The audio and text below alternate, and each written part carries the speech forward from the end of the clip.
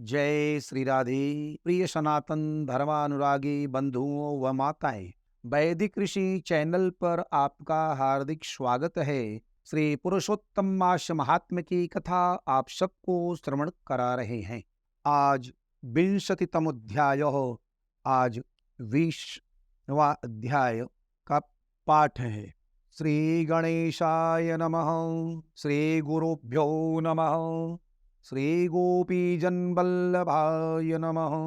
वंदे वंदारुमंदारम वृंदावन विनोदिनम वृंदावन कलानाथम पुरुषोत्तम अद्भुतम नारायणं नमस्कृत्य नरं चैव नरोत्तमं देवीं सरस्वतीं व्यासं ततो जयमुदीरयेत्।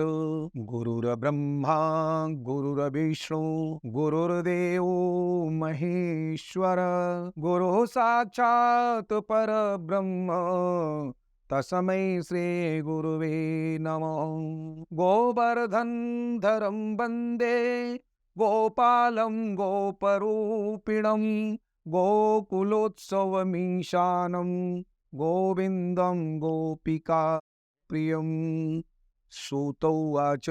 आज 20वें अध्याय का कथा सुन रहे हैं आप सब। सूत उवाच।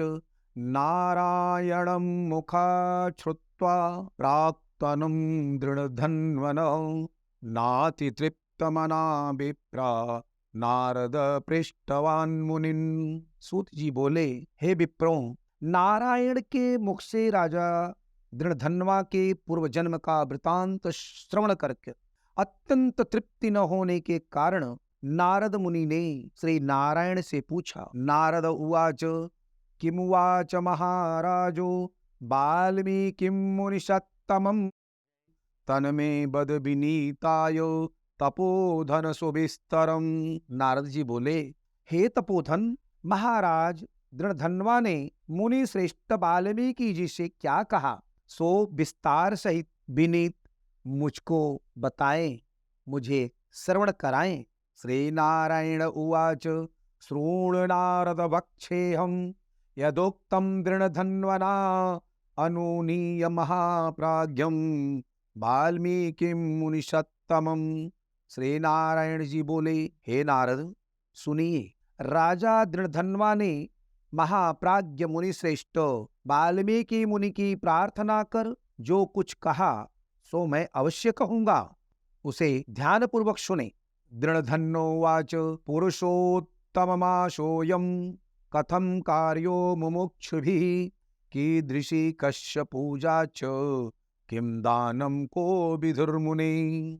दृढ़धन्वा बोले, मोक्ष की इच्छा करने वाले लोगों से पुरुषोत्तम मास का सेवन किस प्रकार किया जाए, उसमें क्या दान दिया जाए और इसकी विधि क्या है, यह सब संपूर्ण लोक के कल्याण के लिए हे प्रभु मुझसे कहिए, क्योंकि आपके समान महात्मा इस संसार के हित के लिए ही पृथ्वी पर भ्रमण करते हैं।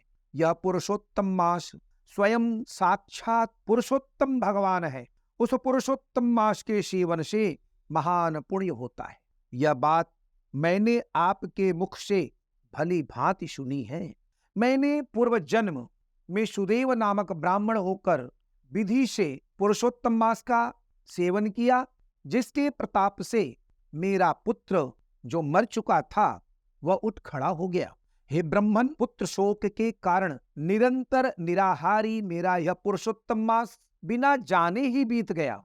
अज्ञान से भी यह पुरुषोत्तम मास का ऐसा फल हुआ कि मृत्यु को प्राप्त सुखदेव भी उठ खड़ा हो गया। बाद श्री हरि भगवान के कहने पर इस अनुभूत पुरुषोत्तम मास का पूजन विधान विस्तार पूर्वक मुझसे कहिए, मैं उसे श्रवण करना चाहता हूं और उसे पूर्ण रूपेण फिर करूंगा।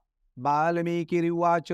ब्राह्मे मुहूर्ते चोत्थाय परब्रह्म विचिन्तयेत् ततो व्रजेनैर्निरतासां बृहत्तशोकद भाजनः ग्रामात् दूरतरं गच्छेत् पुरुषोत्तममेकः दिवा संध्या सुकर्णस्थ ब्रह्मसूत्रम उन्मुख।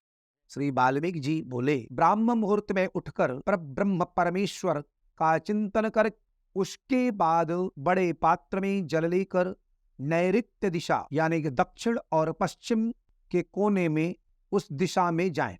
पुरुषोत्तम मास को सेवन करने वाला शौच के लिए ग्राम से बहुत दूर जाए। दिन में तथा संध्या में कान पर जनेऊ को रखकर, यज्ञोपवीत जनेऊ को रखकर और उत्तराभिमुख होकर पृथ्वी को तृण से आच्छादित कर, वस्त्र से सिर बांध कर और मुख को बंद कर अर्थात मौन होकर न थूके न मुख से श्वास लें। इस तरह मलमूत्र का त्याग करें और यदि रात्रि हो तो दक्षिण मुख होकर मलमूत्र का त्याग करें और मूत्रेंद्रिय को पकड़कर उठें। शुद्ध मिट्टी को लें। आलस्य को छोड़कर दुर्गंध दूर करने के लिए मृतिका से शुद्धि करें। लिंग में 1 बार, गुदा में 5 बार, बाएं हाथ में 3 बार, दोनों हाथों में 10-10 बार मिट्टी लगावें या आज के परिप्रेक्ष्य में साबुन का प्रयोग करें। दोनों पैरों में 14 बार शुद्धि करें।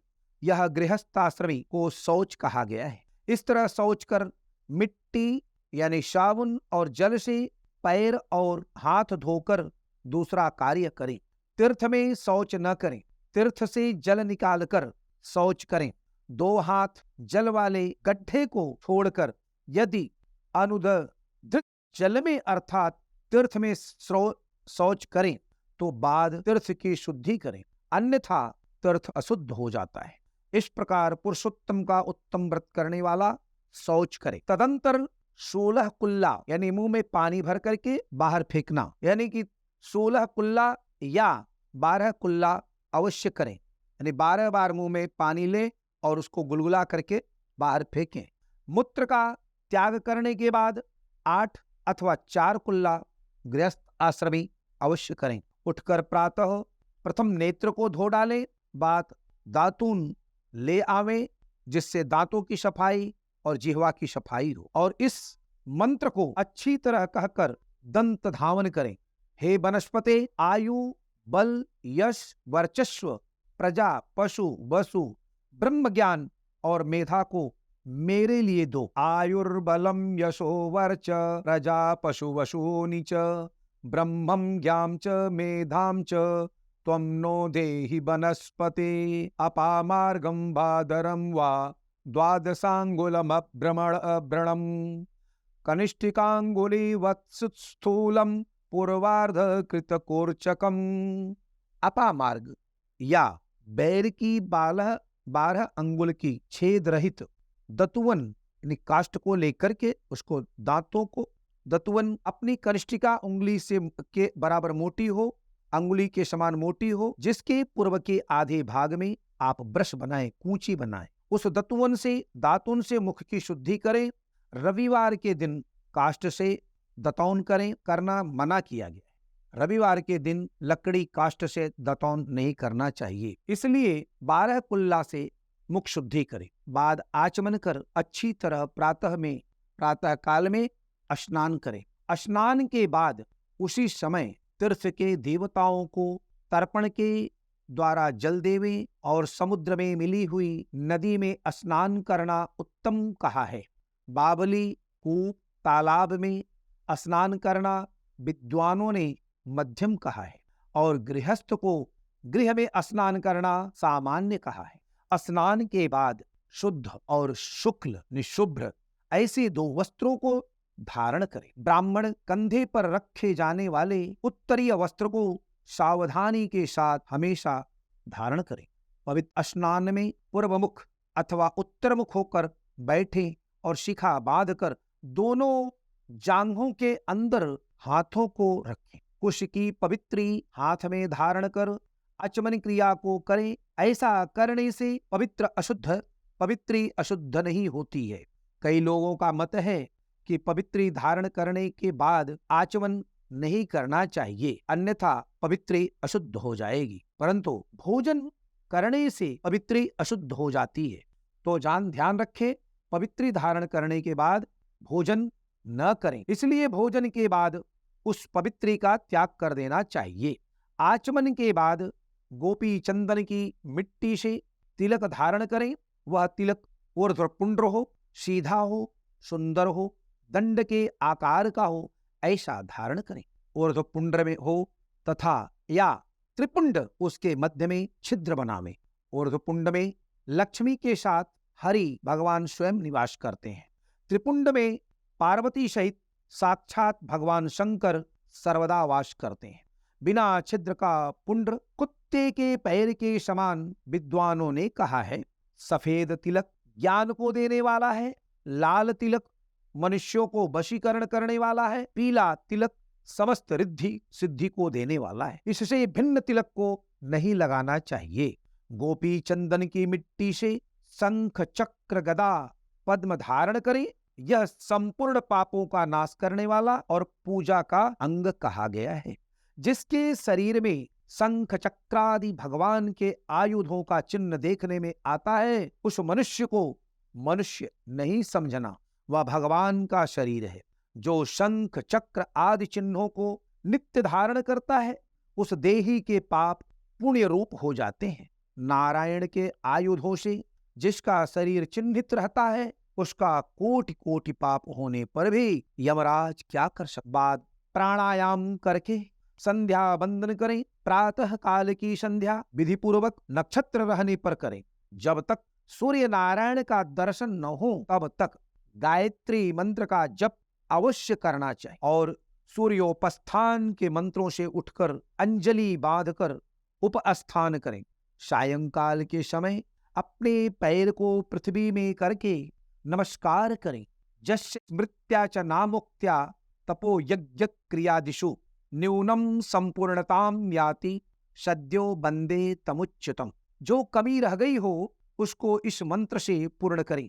जो द्विज ब्राह्मण क्षत्रिय वैश्य और शूद्र श्रद्धा के साथ संध्या करता है, उसको तीनों लोकों में कुछ भी दुष्प्राप्य नहीं है। दिन के आदि भाग में प्रातः काल में होने वाले कृत्य को कहा। इस प्रकार प्रातः काल की नित्य क्रिया को करके श्री हरि भगवान की पूजा करें। सफाई किए हुए लीपे पोते हुए स्थान में नियम स्थित होकर मौन तथा पवित्र होकर गोबर से गोल अथवा चौकोर मंडल बनावें।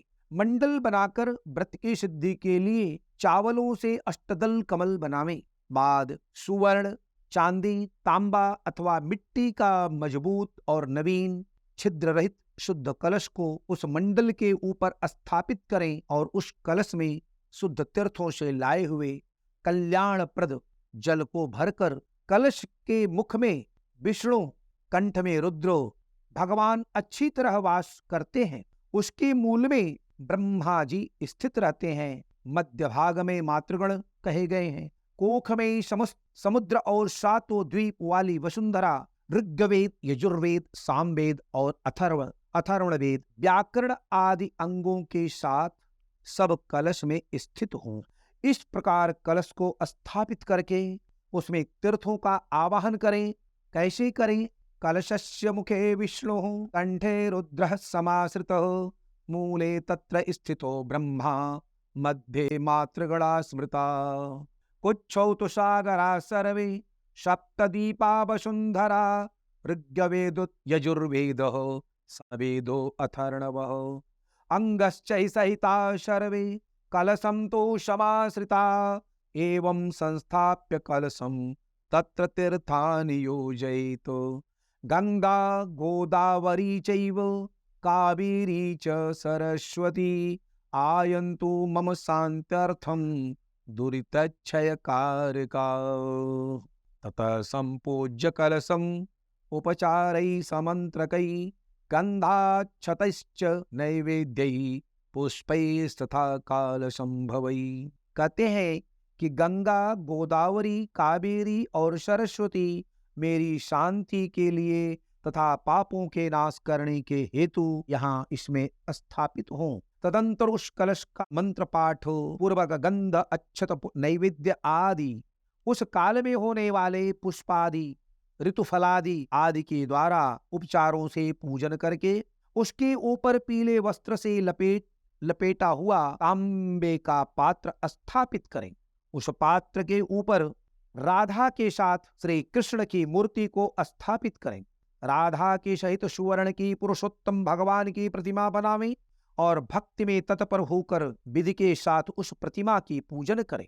जो इस संसार सागर में डूबे हुए को उबारता है, उसकी इस लोक में भी मृत्यु धर्म वाला कौन मनुष्य पूजा नहीं करता है। ग्राम फिर मिलते हैं, धन फिर मिलता है, पुत्र फिर मिलते हैं, गृह फिर मिलता है, शुभ अशुभ कर्म फिर मिलते हैं, परंतु शरीर फिर नहीं मिलता है। उस शरीर की रक्षा के लिए धर्म की रक्षा ज्ञान के लिए हुआ करती है और ज्ञान से मोक्ष सुलभ हुआ करता है।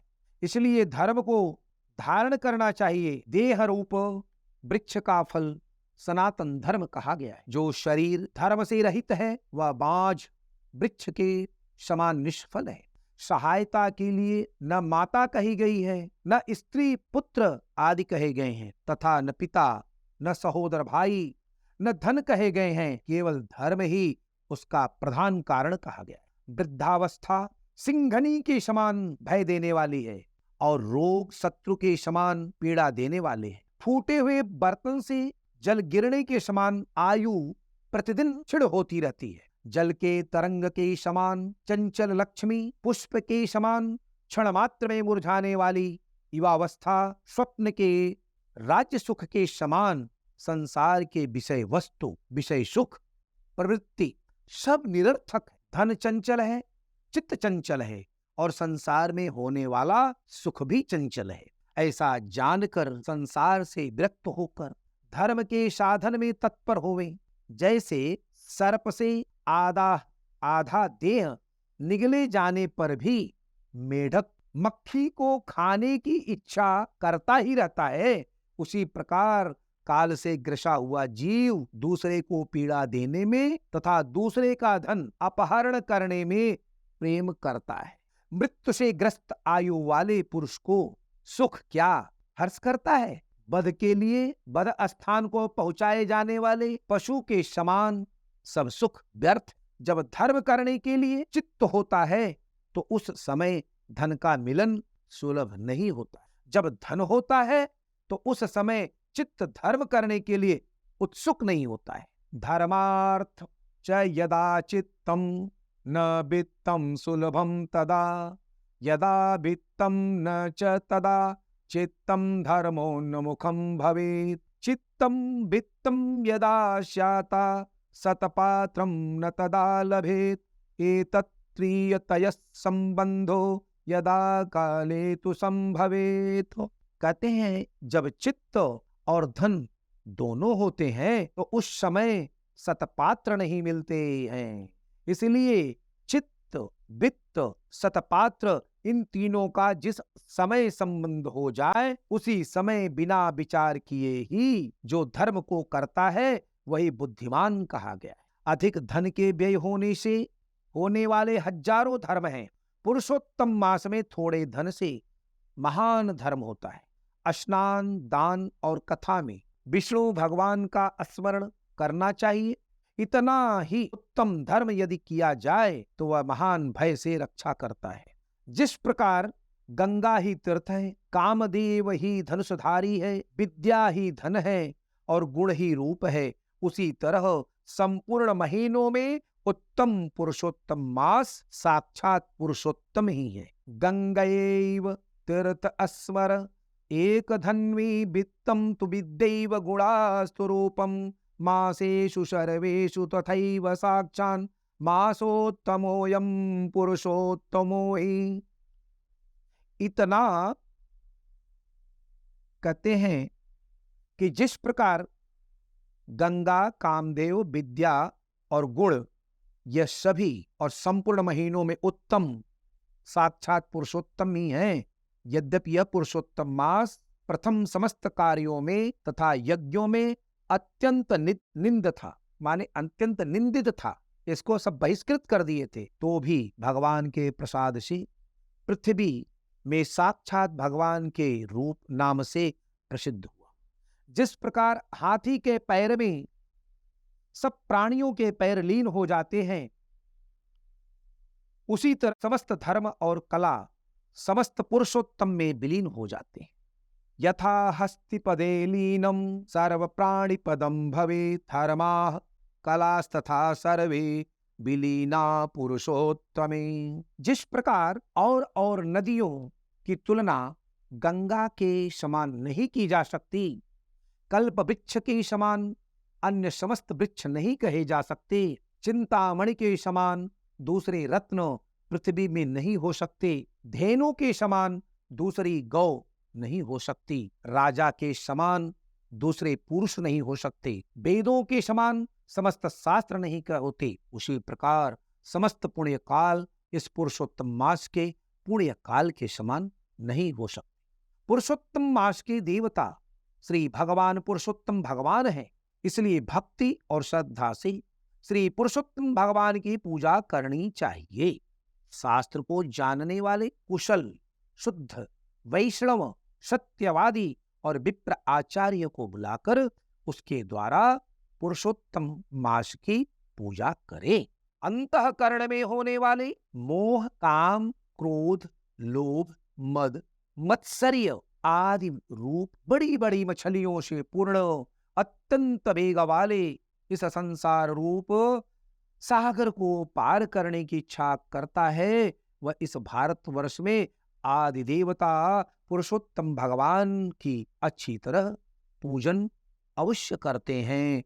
श्रीमन्नारायण नारायण नारायण, भजमन नारायण नारायण नारायण, श्रीमन्नारायण नारायण नारायण, भजमन नारायण नारायण नारायण, श्रीमन्नारायण नारायण नारायण, भजमन नारायण नारायण नारायण। श्री बृहत् नारदीय पुराणे पुरुषोत्तम मास महात्म्य श्री नारायण नारद संवादे दृढ़धन्योपाख्याने आर्णिक कथनम नाम 20तमोऽध्यायः। एक बार बोलो प्रेम से श्री पुरुषोत्तम भगवान की जय। आप सब 20वें अध्याय की कथा श्रवण किए। प्रिय बंधुओं, आप सबसे आग्रह है, जब अध्याय संपन्न हो जाए तब विष्णु सहस्रनाम, विष्णु अष्टोत्तर शतनाम, नारायण अष्टोत्तर शतनाम, श्री नाम, श्री राम, हरि कीर्तन नाम संकीर्तन के द्वारा श्वेत तुल, श्वेत तिलो, पुष्पदल, तुलसी पत्र से अर्चन अवश्य करें। तदंतर तब भगवान नारायण का आरती करें। श्री विष्णोर अष्टविंशति नाम स्तोत्रम। अर्जुन उवाच किं नो नाम सहस्राणि जपन्ते च पुनः पुनः, यानि नामानि देव्यानि तानि चाच्छ केशव। श्री भगवान उवाच मत्स्यं कूर्मं वराहं च वामनं च जनार्दनं, गोविन्दं पुण्डरीकाक्षं माधवं मधुसूदनं, पद्मनाभं सहस्राक्षं वनमालिं हलायुधं, गोवर्धनं ऋषिकेशं वैकुण्ठं पुरुषोत्तमं, विश्वरूपं वासुदेवं रामं नारायणं हरिं, दामोदरं श्रीधरं च वेदांगं गरुडध्वजम्, अनन्तं कृष्णगोपालं जपतो नास्ति पातकं, गवाम कोटिप्रदानस्य अश्वमेधशतस्य च, कन्यादान सहस्राणां च फलं प्राप्नोति मानवः, अमायां वा पौर्णमास्यां एकादश्यां तथैव च, संध्याकाले स्मरे नित्यं प्रातःकाले तथैव च, मध्याह्ने च जपे नित्यं सर्वपापैः प्रमोच्यते। ॐ गोवर्धनधरं वन्दे गोपालं गोपरूपिणं, गोकुलोत्सवमीशानं गोविन्दं गोपिकाप्रियम्। श्री कृष्ण गोविंद हरे मुरारे, हे नाथ नारायण वासुदेव। श्री पुरुषोत्तम भगवान की जय।